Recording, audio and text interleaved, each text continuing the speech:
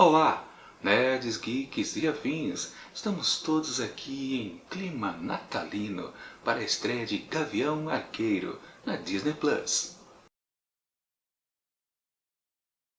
Pois bem, pessoal, chegamos então a mais uma série da Marvel dentro da Disney Plus. Agora chegamos à quinta série, né? Começamos com WandaVision, depois Falcão e Soldado Invernal, em seguida Loki e por fim What If. Acho que é isso, né? Tô comendo nenhuma, né? Então é a quinta série com certeza aqui da Marvel, aqui em 2021.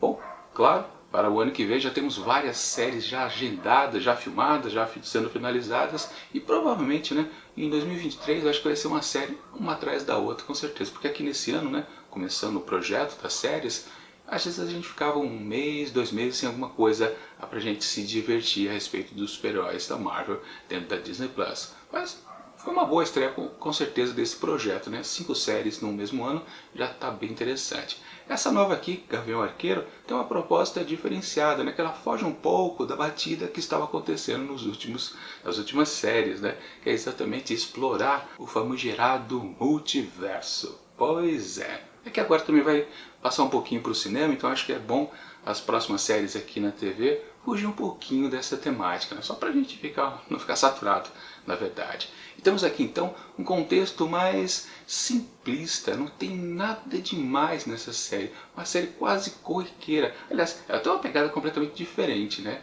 E eles fizeram bem em lançar 2 episódios aqui de estreia, porque se a gente assiste só o primeiro, a gente fica com aquela sensação: parece que eu não vi muita coisa. Quando a gente vê o segundo atrelado, um atrás do outro, aí a gente fica com a sensação que também não tivemos muita coisa. Essa série tem uma batida completamente diferente. Ela não está focada na ação o tempo todo, está focado mais em diálogos às vezes espirituosos, tentando fazer uma gracinha ou outra aqui e acolá. Aliás, uma primeira coisa que eu tinha pressão pelos trailers e não foi confirmado aqui, exatamente, eu achava que a série seria muito mais engraçada, mais pegada ao cômico, e na verdade não, são muitas poucas piadas, não tem aquele tipo de humor na verdade que a gente encontra muito nos filmes no cinema e que a gente viu nas séries anteriores. Por exemplo, o Loki tinha várias daquelas piadinhas meio bobinhas, né, o tempo todo, e outras séries também, mas aqui não tinha, justamente naquela que eu achava, pô, vai ser uma série mais cômica, uma série mais leve, aproveitando exatamente esse clima de Natal, porque inclusive a própria história se passa justamente nesse contexto, né? Os personagens estão há 6 dias, se eu não me engano, do Natal, então tudo vai acontecer já com esse clima realmente de virada de ano, aquela coisa mais família, digamos assim, né? Quer dizer, tem família logo de cara por aqui, né? Bom, na verdade, e também o clima, né, de trazer para a família uma pessoa que não tem nada a ver, né? Bom, para quem não entendeu nada sobre a respeito da série. Aliás, falando especificamente, né, da Kate Bishop, que é uma personagem que já assumiu o manto de Gavião Arqueiro lá nos quadrinhos. Eu nunca li uma história dela, para falar a verdade. Quer dizer, nos últimos 20, quase 25 anos, eu praticamente não li Marvel. Eu lia muito quando eu era jovenzinho. Então, eu sou mais das antigas. E tudo que veio depois, eu não vi. Então, essa fase onde Kate Bishop surgiu, eu não vi nada. Que inclusive era no momento onde o próprio Gavião Arqueiro, o original, o Clinton, né, Barton, ele estava morto, né? E por isso que ela surgiu meio que para tomar o posto dele. Mas enfim, temos o contexto aqui de que realmente é uma espécie de transição exatamente do manto. Ou seja, talvez, digamos que o ator, né, não vá fazer mais o personagem, talvez seja interessante passar por uma jovem atriz agora. Essa possibilidade também, né? Claro, é um personagem, também o próprio ator, né, ele não foi muito aproveitado nos filmes dos Vingadores, né? Sempre Gavião Arqueiro ficava assim, meio à parte, né? Parecia que ele sempre ia ficar meio que em conjunto com a Viúva Negra, que não tinha superpoderes. Os dois têm a mesma pegada, né, basicamente, né? Diante dos outros super-heróis que são superpoderosos, fortes, por aí vai, né? Mas eles eram pessoas praticamente simples, né, com seus equipamentos. A vantagem que eles tinham era isso, claro, as habilidades, né, de poder lutar, enfim. Mas a gente sempre percebia que sim, vale a pena apostar no personagem. E demorou, né? Do mesmo jeito que demoraram para fazer um filme da Natasha Romanoff, a Viúva Negra, Bom, enfim, colocaram então o personagem do Gavião Arqueiro, o Barton, aqui pelo menos numa série, mas uma série quase de passar realmente o manto para ela, para Kate Bishop.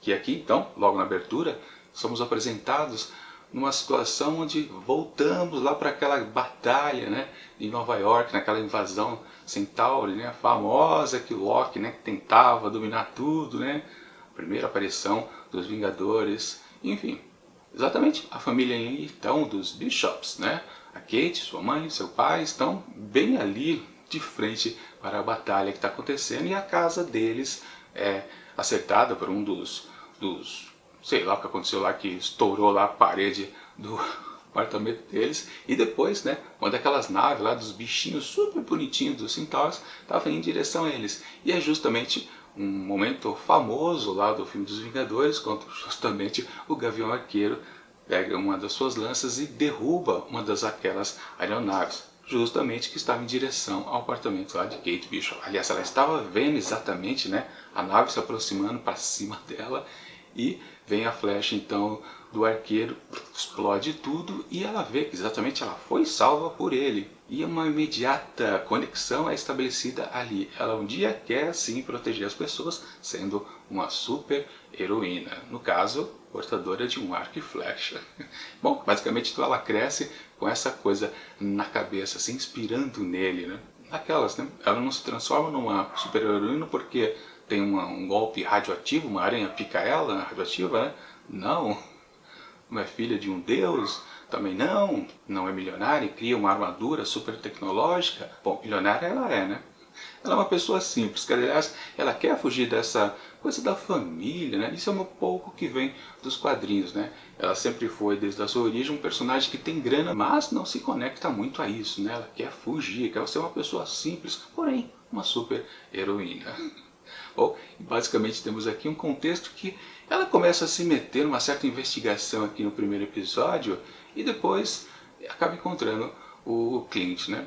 Aliás, preciso comentar, né? Aqui nessa resenha eu estou fazendo análise exatamente dos dois primeiros episódios, justamente porque, como eu disse, né? Ao final do primeiro, os dois se encontram e depois há uma certa necessidade de a gente querer acompanhar mais um pouquinho do que se trata esta abertura de série. E falando nisso, né?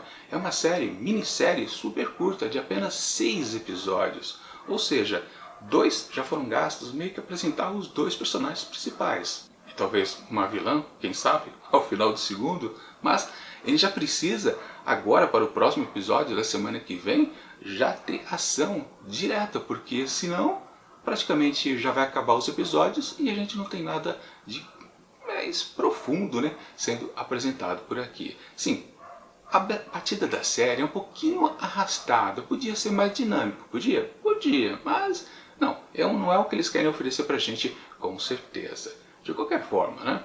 Talvez a gente fique um pouco frustrado. Tá, legal conhecer um personagem novo e praticamente é uma série que está mais focado isso em apresentar um novo personagem que a gente não conhecia. Realmente, nunca teve referência dela em nenhuma outra produção da Marvel, seja no cinema ou seja aqui na TV. Antes, por exemplo, a gente teve personagem novo lá em WandaVision, quando, por exemplo, a Mônica Rambeau foi apresentada para a gente, mas ela já existia como uma criança nos filmes da Capitã Marvel, então não era uma novidade extrema como é aqui a Kate Bishop. Portanto, fica essa briga entre a gente querer saber mais a respeito do Gavião Arqueiro, o Barton, que a gente já conhece há muito tempo, e claro, um interesse por um personagem novo. Fica uma certa disputa aqui do nosso interesse, mas digamos que está relativamente equilibrado, embora mais pendendo para ela com certeza, né? Quase a gente não vê a história ali do Barton, que no caso, esqueci de falar, né? Ele é apresentado aqui junto com seus 3 filhos, ele está no momento de curtir o Natal junto com a família. Curioso, por que não está junto com a mulher, né? Não entendi direito, eles não estão separados, né? Inclusive ele praticamente contou tudo o que está acontecendo para ela a respeito lá da roupa do Ronin, né? Não entendi exatamente qual é o contexto ali. É só uma coisa mesmo de sair com o pai e não curtir a coisa do Natal, o pré-Natal, né? Antes, já com a família toda unida, né? Ou seja, com a mãe junto de todos eles. Não entendi esse contexto ali. Acho que é... Bom, eles saíram para ver lá o musical do Rogers, né? O musical daqui. Caramba, que coisa horrorosa que foi aquilo, né?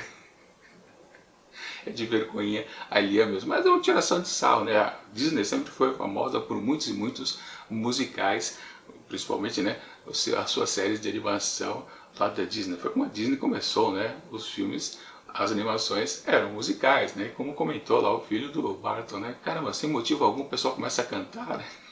Mas é isso mesmo, musical tem essa batida. Pelo menos aqui a gente não tem o contexto então de uma hora para outra, sem motivo nenhum, as pessoas começam a fazer piadas.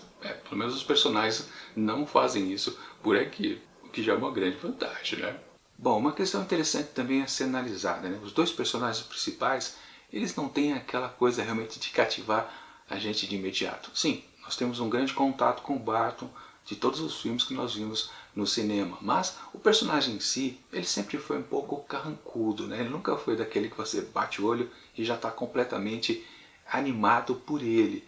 Aqui na série também, como ele ainda está naquele trauma de ter perdido a Natasha, realmente não faz com que ele seja expansivo. E a própria Kate Bishop também é uma personagem que eu fiquei um pouco decepcionado, digamos assim, né? Não muito. Mas ela não era também muito alegre, muito expansiva. Eu achava que ela seria talvez mais atrapalhada, por exemplo, né? Justamente para se igualar naquela coisa que a gente pode considerar como alguém que precise de um tutor, de um mestre, né? Para ela crescer e se transformar em Eurina. Claro, ela tem sim a sua característica de não estar sabendo nada, ela nunca fez isso, está aprendendo. Mas em 2 episódios não tem exatamente uma exposição dessas questões. Nos apresenta uma personagem esperta, mas só isso, não tem nenhum detalhe a mais. Aliás, falando em detalhe, né, foi dada uma característica que não importa, que é exatamente enfatizar que talvez ela seja bissexual. Como foi feito isso? Bom, justamente, né, quando a mãe pediu para ela usar lá o traje vermelho, um vestido vermelho, e ela apareceu vestida de terno. Pô, é a tendência moderna, né? Sim, a própria personagem dos quadrinhos, embora antes ela tivesse vários namorados homens, depois, num certo ponto, meio um retcon, foi colocado que ela tem talvez uma tendência bissexual. Parece que vão abusar disso aqui também na série. Mas vamos ver, né? Se isso não atrapalhar, não tem problema, né? Mas hoje em dia eles gostam de fazer essa definição logo de cara, antes de apresentar pra gente alguma coisa que a gente possa se interessar em termos de simples seres humanos, né? Mas tem que dizer primeiro qual é a sua opção sexual, não sei pra quê, né? Mas enfim, é o mundo moderno que a gente vive, né? Enfim, o que vale? Qual é a história então de Kate Bishop que está sendo contada?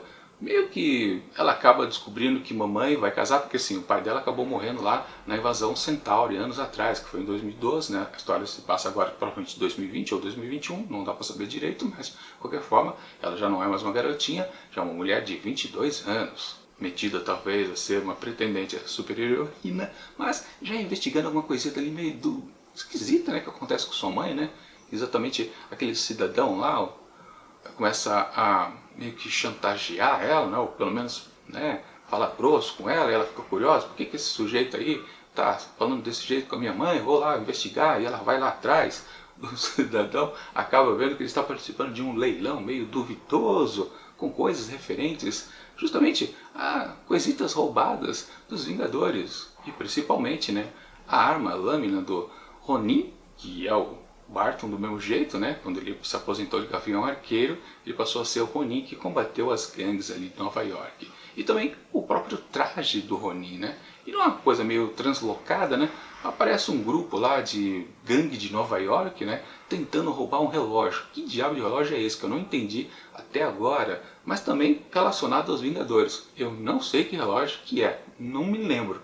Realmente, já existe um relógio importante relacionado aos Vingadores que eu não lembro? Não sei do que se trata. Enfim, o que vale é que ela se meteu ali naquela história ali, meio quase sem querer. Ela vestiu a roupa do Ronin, meteu o sarrafo em todo mundo e ela passou a ser perseguida, então, justamente por essa gangue. Aliás, formada de sujeitos muito mais atrapalhados do que perigosos, né? Mas tudo bem. A série, no fundo, embora não abuse dos elementos cômicos, ela é uma série leve, é uma série que pretende sim ter muita graça. Podia ter mais, para falar a verdade, né? Mas o que vale, né? Depois que ela cai na mídia, né, fica aparecendo na TV, o Barton acaba indo atrás dela. Não sei como ele foi achar ela de uma maneira tão fácil. Mas tudo bem, vamos relevar esse pequeno defeitinho do roteiro, né? Não sei qual motivo, ele acaba encontrando com ela e passa a proteger imediatamente. Tudo por causa da roupa do Ronin. Também é uma situação um pouquinho forçada. Realmente, vamos considerar que o roteiro aqui desta série não é lá muito elaborado. Não tem nada que a gente possa dizer, caramba, que boa sacada. Como a gente podia pensar nas anteriores séries, que estava trabalhando lá o multiverso, né?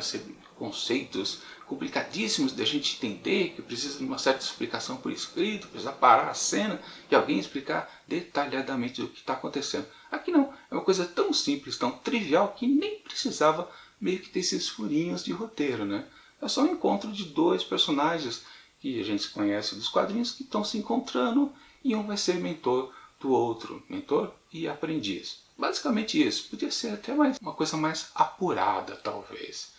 Tanto que, né, basicamente, nesse primeiro episódio, eles se encontram e depois no segundo só continua ainda essa questão de ir atrás da roupa e fica por isso mesmo. Depois o Barton cisma de ir atrás lá da gangue, que eu confesso para vocês, não faz 2 horas que eu assisti o episódio, o segundo episódio, e não lembro exatamente por que ele teimou em se deixar ser pego justamente pela gangue. E que depois, né, a sua investida contra eles é atrapalhada porque a Kate Bishop aparece lá para salvá-lo, né, quando não precisava, né? Ele meio que estava dominando completamente a situação. Meio que lembrando um pouco, né, Natasha Romanoff, né, que sempre, claro, se deixava ser presa porque é uma das táticas dela.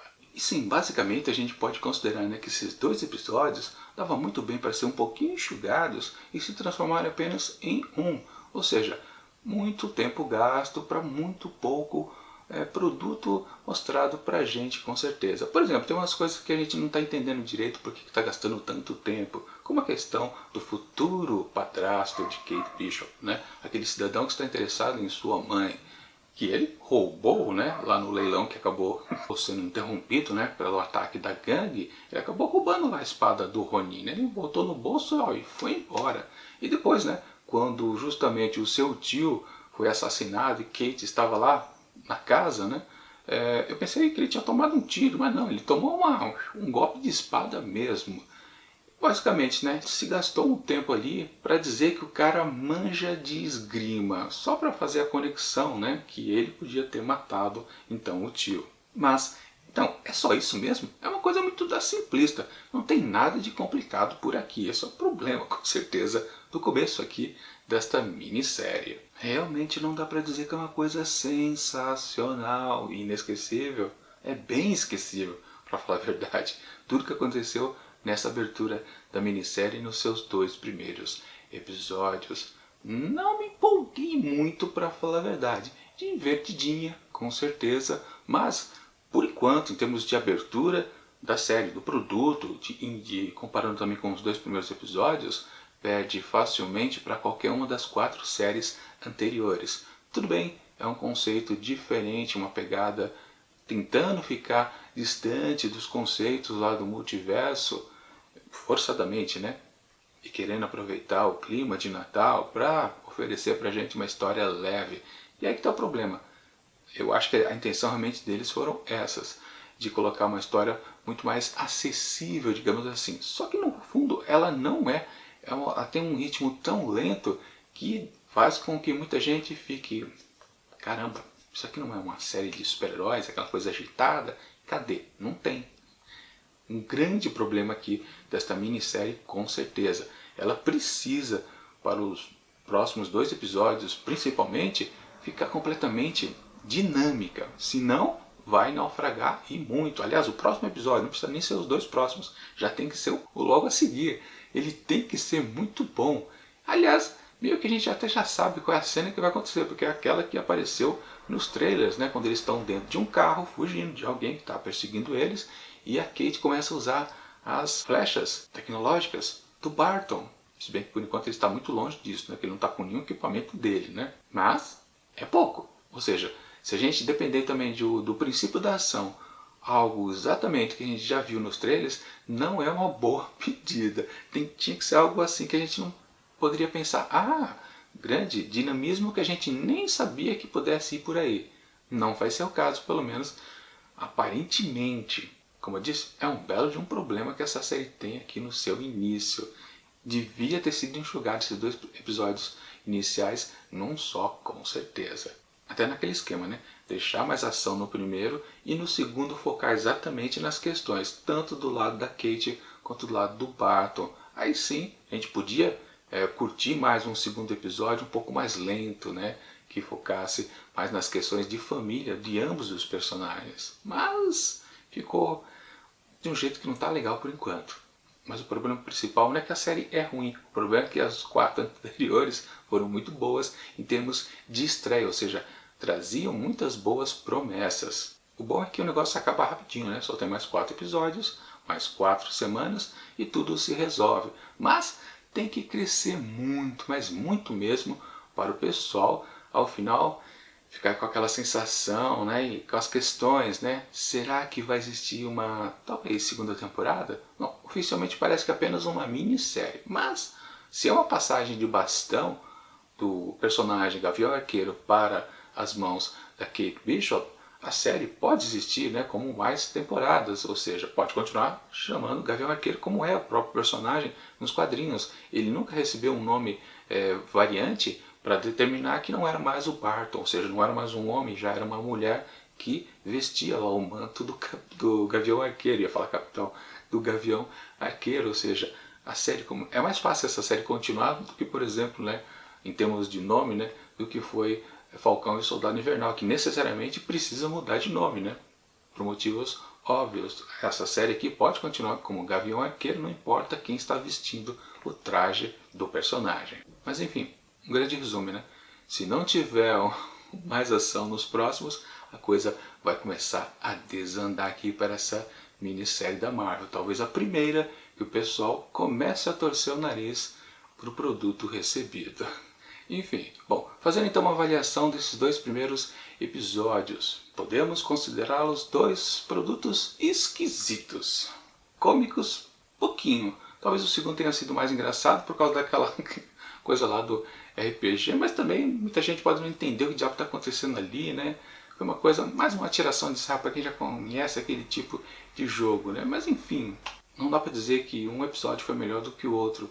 Os 2 ficaram no mesmo nível, e para ambos, para o primeiro episódio e para o segundo, eu atribuo então a mesma nota, que é 3,5 asteriscos.